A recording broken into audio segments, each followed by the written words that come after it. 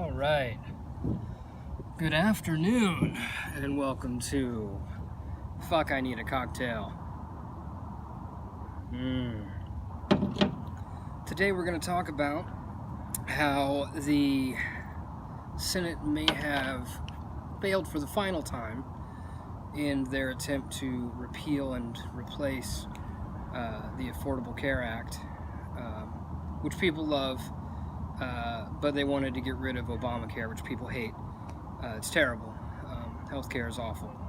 And supposedly 3 senators have said they won't back it. And now what we're hearing is that the repeal and replace won't go through because they can't get the votes.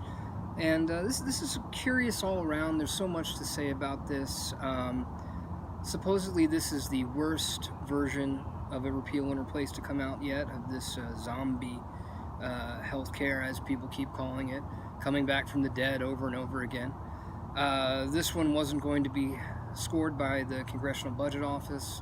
It was supposed to be mean and rough and just in all kinds of a bad way.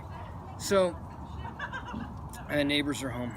Anyway, so to talk a little bit about that and to get into the idea of zombie healthcare, today I made a zombie, which I'm having here on my back porch, looking at my neighbors probably behind me.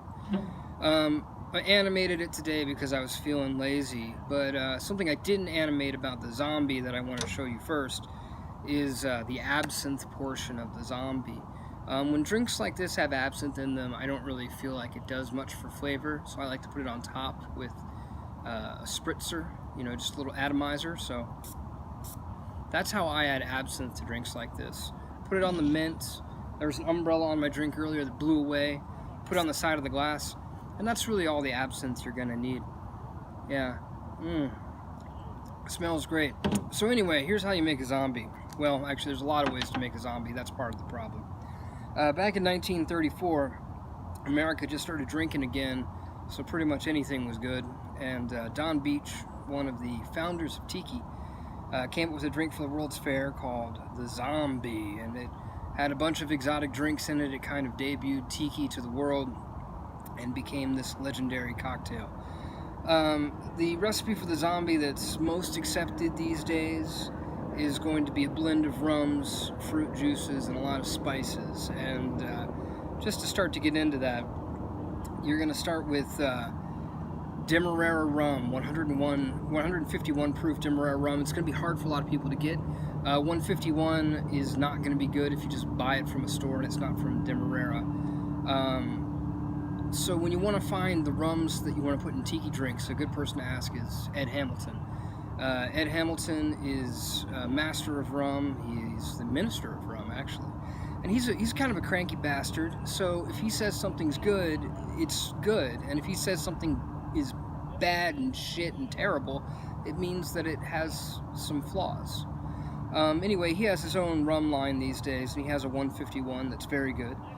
Definitely would recommend that if you can't find the Lemon Heart. Also, you're going to use Jamaican rum in the zombie. He makes a great Jamaican rum. Ed Hamilton does. I'd go with that too.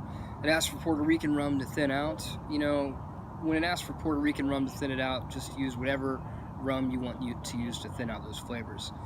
After that, you're going to get the juice of a lime. You're going to get grapefruit juice, which are a nice acidic and bittersweet thing to balance so many spices off of.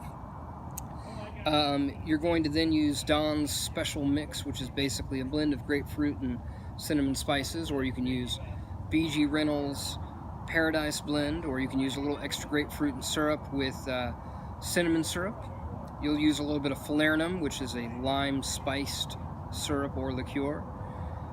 Dash of grenadine is going to go in that too, and a couple dashes of bitters, and as we mentioned, a little absinthe too. Frequently you'll see people use Pernod as in an anisette, and I don't think anisette is anything that this drink needs, though the general flavor of anise and grapefruit is a classic combo. So to talk about the zombie there, I mean, you've got a really powerful drink that's got a lot of really powerful flavors. It's a lot like what's going on with the Senate right now, where you say that there's 3 senators that killed this thing. Well, that's not true. There's probably a lot of senators that didn't want to vote for this thing, and 3 of them came out so that the rest of them aren't redundant. And when we talk about redundancy, tiki's a great thing to talk about. You got cinnamon flavors in that Paradise blend. You have cinnamon syrup. You've got cinnamon flavors in the bitters. You've got, you know, some falernum that has some kind of clovey kind of flavors. So even some of those flavors show up in Demerara rum. So there's really, by the time you line up everything that goes into a zombie, how do you even know who showed up or not anymore? And that's actually kind of one of the fun things about tiki, but it's also kind of one of the bullshit things about tiki. And that's something that tiki really has in common with politics. So much bullshit, you don't really know who's doing the work. Anyway, healthcare is safe for another day. Fuck, I need a cocktail. Saying goodbye and enjoying my zombie on the porch. With just a spritz of absinthe on top. Cheers.